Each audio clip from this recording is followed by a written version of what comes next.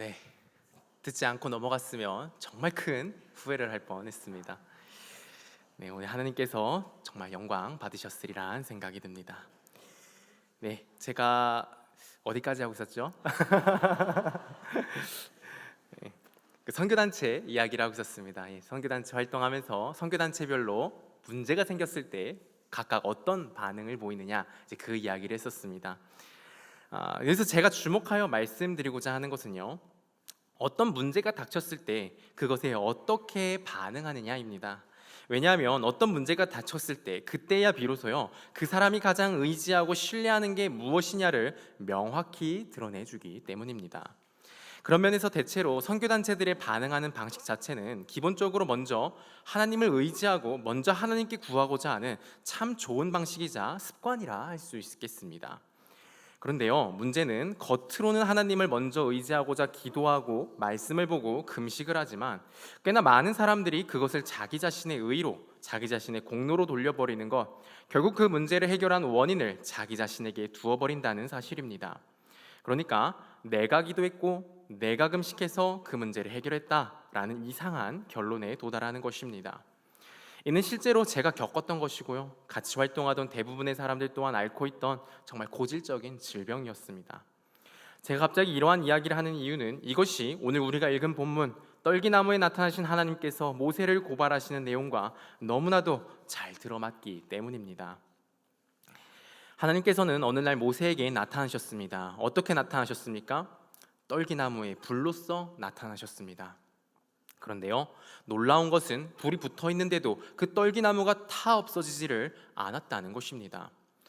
당시 모세는 이것이 무슨 메시지를 갖는 것인지를 정확하게는 몰랐겠지만 사실 이것은 하나님께서 모세에게 하시는 지적이요 고발입니다.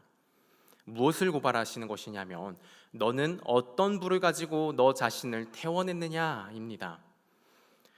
지난번에 우리가 이야기 나누었듯이 모세는 이미 애굽에서 하나님과 하나님의 백성인 이스라엘을 위하여 큰 용기와 열심을 내었던 전적이 있던 사람입니다. 그런데 그때 모세는 큰 실패를 맛보고 광야로 도망쳐 거기서 결혼하고 양을 치며 남은 여생을 보내고 있었습니다. 이때 모세는 큰 절망 그리고 좌절과 낙심 가운데 있었을 것이고 이것이 시간이 지나자 원망으로, 이 원망도 더 시간이 흐르자 결국에는 완전히 자포자기한 상태가 되어버렸던 것 같습니다. 아마 모세는 자포자기한 상태에서도 기본적으로 하나님에 대한 어떤 응어리가 있었을 것입니다. 자신이 하나님을 위해 용기 내고 헌신하였는데, 하나님의 나라를 위해 내가 그 대가들을 치르면서까지 노력했는데 왜 이런 꼴이 되었는가? 왜 하나님은 안 도와주셨고 또 왜 아무런 반응도 없는 것인가? 라는 그런 의문과 혼란과 원망이 그에게 응어리져 있었을 것입니다. 이때 하나님께서 가시떨기나무에 붙은 불로 모세 앞에 나타나셔서 모세를 고발하십니다. 모세야, 이 떨기나무에 붙은 불을 보아라. 이 불은 떨기나무를 태우지 않기에 계속해서 타오른다. 이게 나의 불이다. 근데 너는 너 자신의 불을 너에게 붙여서 24시간도 되지 않아 다 타버리고 재가 되어버리지 않았느냐? 이게 너 자신의 불로 너를 태운 결과다. 우리는 신앙생활을 할 때에 자주 우리 자신의 불을 붙여 우리 자신을 태워냅니다. 그것으로 신앙생활을 합니다. 이게 무슨 말이냐면 나 자신의 열심을 근거로 신앙생활을 한다는 것입니다. 그래서 어떻게 되죠? 열심히 이것저것 봉사하며 열심히 교회 생활하다 어느 순간에는 겨우 주일 예배 나오고 세상으로 돌아가기에 바쁜 그런 사람이 되어버리거나, 혹은 여전히 교회 내에서 수많은 봉사와 헌신의 행위들은 해내고 있지만 처음 가졌던 하나님을 향한 마음은 온데간데 사라져버리고 주변의 형제자매들을 정죄하기에 바쁜 그런 사람이 되어버리기 일쑤입니다. 이처럼 우리는 우리 자신의 열심과 능력으로는 반드시 한계에 봉착하게 됩니다.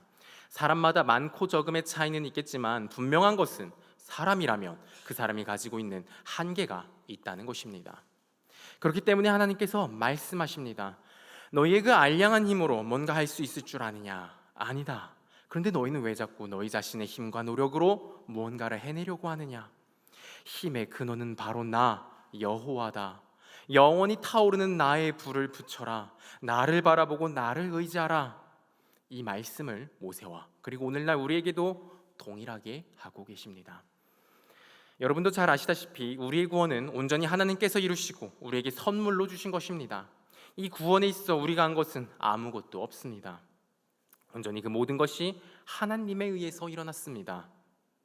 그래서 자연히 우리의 신앙생활의 근거와 원인도 하나님께 있습니다. 우리가 하는 것이 아니요 하나님이 하시는 것입니다. 지금 이 자리에 나와 계신 분들이라면 바로 이 사실에 대해 너무도 동의하고 너무도 확실히 믿고 계신 내용이라 생각합니다. 그런데요, 그럼에도 우리는요, 왜 자꾸만 이 신앙생활을 내가 하려고 하는 때가 있게 되는 것일까요? 도대체 왜 그런 것일까요? 그 원인은 바로 우리의 죄 때문입니다. 어떤 죄냐면 떳떳해지고자 하는 우리의 욕망입니다. 우리에겐 늘 이런 욕망이 도사리고 있습니다. 우리는 다른 누군가에 의해서 다른 누군가의 도움으로 무언가를 이루고 해내기보다는 자기 스스로의 힘으로 무언가를 이루어내기를 갈망합니다. 왜 그러나요? 그래야 자기 자신이 그러한 일을 이루어낼 만큼 유능하고 대단한 사람이 된다고 생각하기 때문이죠. 이것이 하나님 앞에서도 동일하게 나타납니다.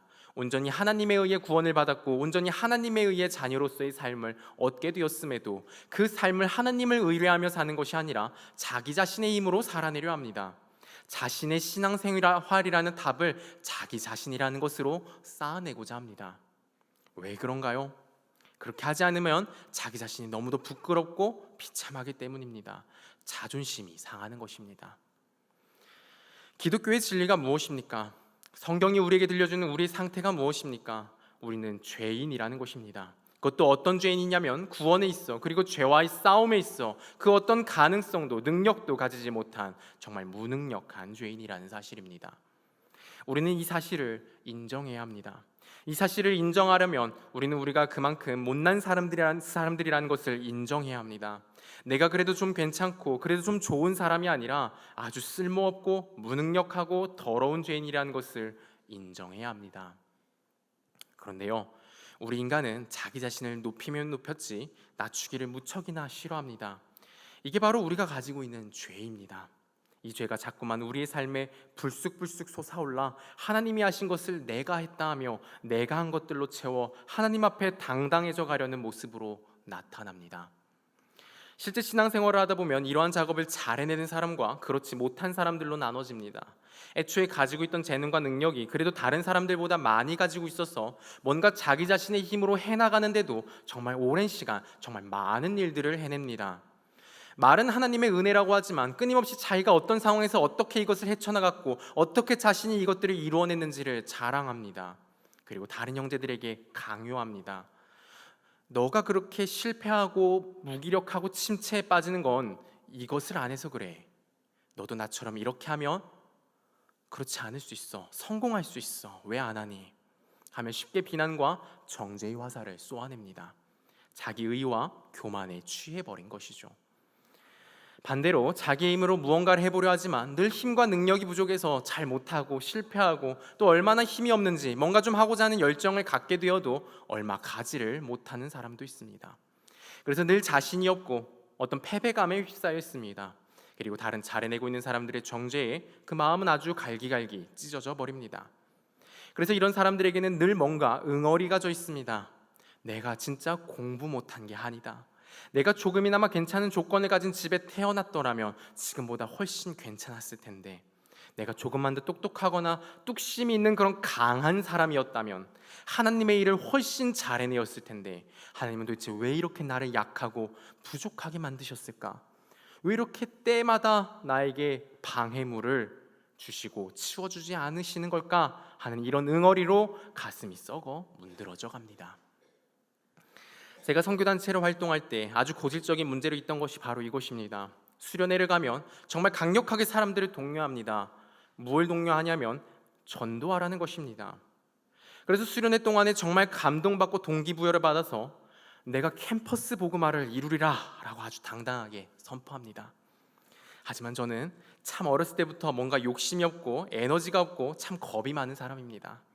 그러다 보니 이 수련회 열정은 채 이틀을 가지 못합니다. 그러다 보니 무언가를 해내고 이루지 못한 저 자신을 보면서 얼마나 낙심을 했는지 모릅니다. 그런데요, 또 꼭 있습니다. 잘하는 사람이요. 또 꽤 오래 자라는 사람이라면 모르겠는데요, 고작 한 며칠 저보다 더 열심을 내는 사람들이요, 그 며칠 동안 얼마나 저에게 눈총을 주고, 그래서 제 마음은 또 얼마나 패배감과 열등감에 좌절하였는지 모릅니다. 나를 왜 이렇게나 의지가 부족하고 능력이 부족하게 만드셨냐고 얼마나 하나님을 원망했는지 모릅니다. 성도 여러분, 바로 이 일은 선교단체뿐만이 아니라 인간이 존재하는 모든 곳, 우리 주님의 교회라고 불리는 모든 곳에서도 동일하게 나타나는 문제입니다. 성도 여러분, 자꾸만 어떻게든 나 자신을 높여내어 하나님 앞에 떳떳해지고자 하는 우리 이러한 죄를 잘 다스려야 합니다. 하나님이 하신 것을 내가 한 것으로 만들어내는 어리석음에 빠져서는 안 됩니다. 하나님 앞에서 내가 했다고 하는 그 모든 것들, 그 모든 성취, 모든 업적, 하나님 앞에서 하나님 보시기에는 정말 아무것도 아닙니다. 애초에 하나님의 관심 자체가 거기에 있지도 않습니다. 그런데요, 우리는 어찌나 이것에 목을 매게 되는지 모르겠습니다. 마가복음 9장 29절에는 이런 말씀이 있습니다. 제가 읽어드리겠습니다. 이르시되 기도 외에 다른 것으로는 이런 종류가 나갈 수 없느니라 하시니라. 이르시되 기도 외에 다른 것으로는 이런 종류가 나갈 수 없느니라. 이 본문은 예수님의 제자들이 고쳐내지 못한 귀신 들린 아이를요, 예수님이 고쳐내시고 예수님이 집안에 들어가셨을 때 제자들이 왜 자신들은 그 귀신을 쫓아내지 못한 것이냐고 물었을 때 예수님이 답해 주신 대답입니다. 그에 대한 답이 바로 29절에 기도 외에 다른 것으로는 이런 종류가 나갈 수 없느니라는 것이었습니다. 성경의 다른 사본에는 여기에 금식을 더합니다. 그렇게 되면 기도와 금식이 아니고서는 이런 종류가 나갈 수 없다가 되는데요, 금식을 더하여 이해하는 게 저는 이 본문에 더 잘 어울린다고 생각하는데요, 어쨌든 이 본문을 우리는 흔히 기도를 열심히 해야 한다라는 것으로 이해하곤 합니다. 그런데요, 예수님은 기도 행위를 하면, 금식이라는 행위를 하면 귀신도 쫓아내는 이런 능력이 너희에게 있을 것이다를 말씀하는 것이 아닙니다. 여러분, 우리가 금식을 한다고 하면 도대체 왜 하는 것입니까? 우리 인간이 힘을 내기 위해서는 음식을 먹어야 합니다. 그런데 이 음식을 끊는다는 것은 스스로의 힘을 내려놓는다는 뜻입니다. 그러니까 어떤 문제에 대해서 그 해결을 내가 내 힘으로 한 것이 아니라는 걸 분명하게 하는 것이죠. 그럼으로써 무엇을 명확하게 하는 건가요? 하나님이 하셨다는 걸 분명하게 나타내기 위해 금식하는 것입니다. 하나님이 그 문제의 유일한 해결책이시라는 것을 고백하는 것입니다. 기도도 마찬가지입니다. 당면한 이 문제를 내가 어찌할 수 있는 것이 아니라 온전히 하나님이 주관하시는 것임을 고백하는 것입니다. 기도와 금식은 내가 기도하고 내가 금식해서 나에게 어떤 공로가 생기고 그 공로를 가지고 하나님께 무언가를 얻어내는 게 아닙니다. 기도와 금식이 무슨 하나님께 사용할 수 있는 어떤 돈을 벌어내고 그 돈을 가지고 당당하게 하나님께 무언가를 구입해내는 그런 것이 아닙니다. 기도와 금식은 오히려 나 자신을 하나님께 내려놓는 것입니다. 하나님 앞에 철저히 무릎 꿇으며 하나님께 나의 모든 육신과 영혼과 나의 온 존재를 맡겨드리는 것입니다. 그렇게 하나님이 이 온 세상의 주인이요 내 인생에 내 앞에 들이닥친 이 문제의 주인이심을 또한 고백하는 것입니다. 그래서 예수님께서 하신 기도와 금식 외에 이러한 부류가 나올 수 없다라는 이 말씀은 너희가 하나님께 무릎 꿇고 하나님께 너희 자신을 내려놓으며 하나님을 의지하지 않고는 그 어떤 것도 할 수 없다라고 말씀하시는 것입니다. 기도하고 금식하고 말씀을 보는 등 우리가 행하는 이러한 모든 경건은요 참으로 선하고 좋은 것입니다. 하나님이 우리를 위하여 마련해 주신 너무도 선하고 귀한 은혜의 방편들입니다. 제가 지금까지 말씀드린 내용들은요 결코 기도하지 말고 금식하지 말고 말씀 보지 말라는 이야기가 아닙니다. 우리가 이러한 기도와 금식과 말씀이라는 자리들에 나아갔다는 것 자체만으로도 정말 큰 영광이고 엄청난 은혜 가운데 있는 것입니다. 다만 우리가 주의해야 합니다. 이걸 내가 하고 있는 것은 아닌지를 말입니다. 이것을 하면 할수록, 기도하면 할수록, 말씀을 보고 봉사를 하면 할수록 하나님이 정말 내 안에 커지는가? 아니면 나 자신이 커지고 있는가? 그것을 살펴야 합니다. 우리가 우리의 힘으로 나 자신의 공로를 쌓아나감으로 하나님의 일, 교회의 일을 할 때에 어느 정도 잘 해낼 수 있습니다. 뭔가 이루어내고 뭔가 쌓아내는 것들 있는 것처럼 보일 수 있습니다. 그런데요 분명한 건요 인간인 이상 언젠가는 그 에너지가 다하여 고꾸라지고 땅에 박혀버리는 날이 있다는 것입니다. 그 시기가 그저 각자마다 다를 뿐입니다. 모세가 동일하게 쓰러져 낙심과 원망으로 응어리져 있을 때 하나님께서 말씀하여 주셨습니다. 나는 너의 조상의 하나님, 곧 아브라함과 이삭과 야곱의 하나님이다. 내가 너와 함께 있겠다라는 말과 또 나는 곧 나다라는 말씀을 해주셨습니다. 나는 곧 나다라는 것은요, 원어로 보면 기본적인 뜻은 있다 혹은 이다라는 그 단어에서 파생된 단어인데요, 어떤 존재의 유무나 존재 자체를 나타내는 것입니다. 영어로 하면은 비동사, 우리나라 말로 이다 있다라고 해석되는 이 비동사를 생각해 주시면 되겠습니다. 그리고요, 이 동사의 문법적인 형태가 미완료입니다. 미완료라는 게 무엇이냐면요, 과거 어느 시점부터 완료되지 않고 계속해서 진행되고 있는 상태를 말합니다. 그래서 이것을 이렇게도 번역할 수 있는데요, 나는 과거에도 있었고 지금도 있고 앞으로도 있다. 어떻게 있다고요? 하나님으로요. 그래서 처음 소개하실 때 너의 조상의 하나님이라고 말씀하셨던 것입니다. 왜요? 과거 너의 조상들과 함께 있었기 때문입니다. 과거 너의 조상 아브라함과 이삭과 야곱에게 하나님으로 있던 내가 이제는 너 모세와 하나님으로 함께 하겠다고, 너 모세의 하나님으로 함께 하시겠다고 말씀해 주시는 것입니다. 그래서 두려워 말라, 너는 바로에게 가라, 그렇게 말씀하셨던 것입니다. 그리고 이 말씀은 오늘날 우리에게도 동일하게 임하고 있습니다.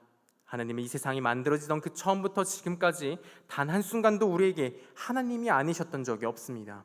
하나님은 늘 하나님으로서 우리와 함께하여 주셨습니다. 그리고 앞으로도 그동안 그래 오셨던 것처럼 계속해서 우리와 함께하실 것입니다. 너희와 함께하겠다. 이것이 바로 하나님의 이름입니다. 하나님의 존재입니다. 하나님은 반드시 그러하겠노라고 아예 자신의 이름을 어제도 오늘도 내일도 하나님이라는 그런 식의 이름을 지으셨습니다. 이름이 무엇입니까? 그 존재 자체를 나타내 주는 것입니다. 이것을 하나님은 자신의 이름으로 삼으신 것입니다. 하나님의 우리의 하나님으로 영원토록 함께 하시겠다는 이 약속은 우리가 생각하는 것처럼 그렇게 가벼운 것이 아닙니다. 상상도 할 수 없을 정도로 엄청난 무게를 가진 것입니다.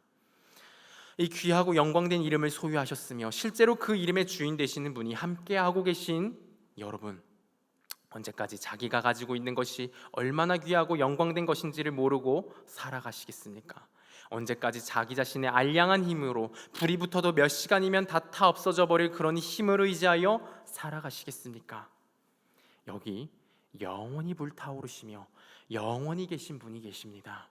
여기 그분이 주시는 영원한 불이 있습니다. 이 불이 무엇입니까? 바로 우리 아버지 하나님과 아들 예수님께서 보내주신 성령님이십니다. 우리 삼위 하나님께서는 단지 자신의 이름을 너희와 늘 함께하는 하나님이라고 지으신 어떤 퍼포먼스적인 약속만 하시고 믿으라고 하신 것이 아닙니다. 물론 이것만으로도 너무도 확실하고 위대하기에 믿어야 마땅한 것이지만 우리 하나님께서는 여기서 멈추지 않으셨습니다. 정말로 그 약속대로 늘 우리와 함께 하시기 위하여 자신의 아들 예수 그리스도를 이 땅에 보내주셨습니다. 그로 모든 고난과 아버지 하나님께서 내리시는 진노의 심판을 대신하여 받게 하시고 십자가에서 피 흘려 죽게 하셨습니다. 우리로 하나님과 함께하기 위하여, 그걸 위하여 자신의 가장 사랑하신 아들의 생명을 대가로 치르신 것입니다. 또한 이것으로도 모자라 이 귀하고 귀한 피를 성령님을 통해 각 사람에게 가져가게 하시고, 가져간 것으로도 모자라 아예 성령님께서 그 각 사람 안에 살아가게 하셨습니다. 잠깐 왔다가 가시는 것이 아닙니다. 아예 그 안에 거주하신다고 하십니다. 잘 알고 계시듯 우리 하나님은 삼위일체 하나님이십니다. 성부, 성자, 성령 하나님은 한 분이요 늘 함께 하시는 분이십니다. 결국 성령님께서 우리 안에 사신다는 말씀은 무슨 말씀과 같습니까? 성부, 성자, 성령 그 모든 삼위 하나님께서 우리와 함께 살아가신다는 말씀입니다. 그리고 성령님께서 우리 각 신자 안에 거하시는 일은 결코 취소됨이 없습니다. 왜냐하면 영원한 존귀와 가치를 가지신 아들 예수 그리스도의 피로 지불되고 확정된 일들이기 때문입니다. 그 어떤 것도 성령님을 통한 그리스도와 함께함, 그리스도를 통한 아버지 하나님과의 함께함을 끊어낼 수 없습니다. 심지어 우리의 약함도, 우리의 극악무도한 죄도 끊어낼 수 없습니다. 그리스도의 피는 우리의 모든 인간들의 약함보다 강하시며 우리 모든 인간들의 죄보다도 훨씬 크고 거룩하시기 때문입니다. 성도 여러분, 우리 삼위 하나님의 약속과 그 약속의 너무도 확실한 증거로 보여주신 우리 주 예수 그리스도의 십자가와 성령님의 거하심을 신뢰합시다. 하나님이 우리 곁에서 하나님으로 영원토록 계십니다. 그러니 우리 제발 나 자신의 능력, 나 자신의 힘을 의지하여 나 자신의 무언가를 쌓아 스스로 만족하고 스스로 안전함을 느끼려 하지 말고, 이와는 비교할 수 없이 크고 높으시며 무한하신 하나님을 의지하여 하나님으로 만족하고 하나님 안에서 안전과 평안을 누리며 하나님으로 타오릅시다. 오직 이러할 때만이 영원히 빛을 비추며 영원히 기쁨과 힘이 넘치는 그러한 삶을 살 수 있습니다. 하나님은 단 한 번도, 단 한순간도 우리의 하나님이 아니셨던 적이 없으십니다. 앞으로도 영원토록 우리와 함께 하시며 우리의 하나님이 되어주실 것입니다. 바로 이 사실과 약속이 이 자리에 계신 모든 분들의 삶의 근거요 영원한 원동력이 되기를 우리 주님의 이름으로 축복합니다.